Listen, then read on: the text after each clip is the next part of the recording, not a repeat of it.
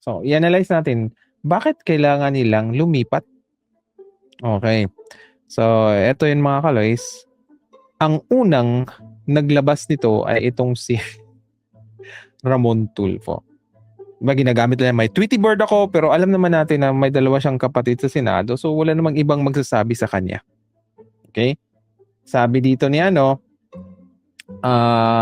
Tulfo, may dalawang senators, okay, na lilipat nga. So, ibig sabihin nun, yung 11 plus 2, 13.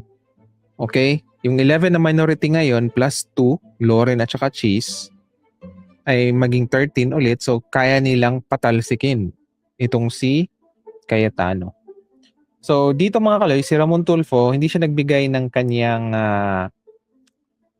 anong pangalan, pero may clue siya dito. Sabi niya, yung isa ay mataray, so babae. Okay. At yung isa naman daw ay kaibigan ni Liza. So, walang iba dyan. Nakikita natin si Loren, yung mataray, at saka yung kaibigan ni Liza ay si Cheese. 'Di ba? Kasi yung student pa sila ay magkaibigan na yan sila. Okay? Pero dito mga kaloys, ay sinabi na ni Tulfo, yung kapatid ni Ramon, kaya sinabi ni Erwin, may dalawa daw talagang lilipat. So, ibig sabihin nun, yung source ni Ramon Tulfo, kahit ayaw niyang sabihin, walang iba kundi yung kapatid niya. Okay?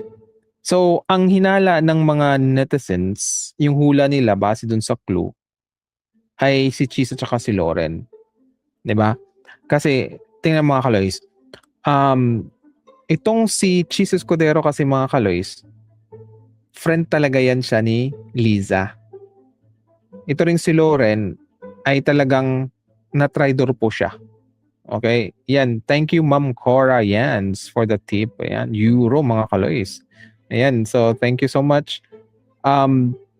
Yung si Loren kasi mga kaloys, the probability is very high na lilipat talaga siya kasi nga, bago pa, okay, napalitan si Soto, ang gusto ng minority dati ay si Loren ang maging Senate President.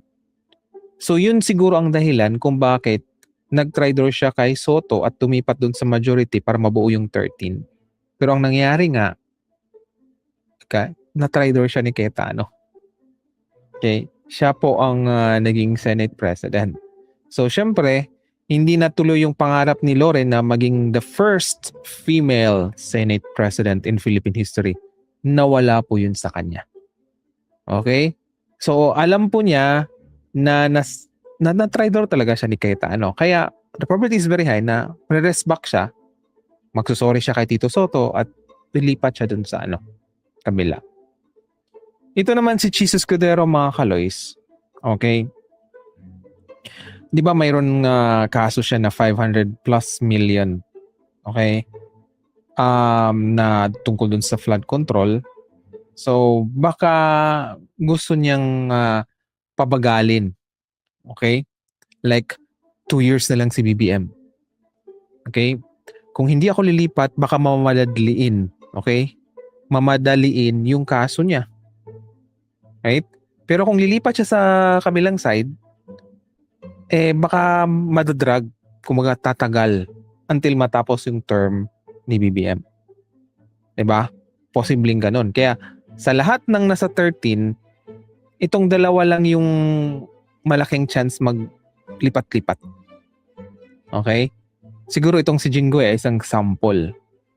Kasi si Joel ang susunod, tapos itong si Cheese. Baka si Cheese ay lang siguro, nagbabaka sakali na siya yung pangatlo, baka may mauna pa si Marcoleta. 'Di ba? So dadatnan yung 2018. So pwede siyang, 'di ba, makaiskapo dito sa kanyang kaso.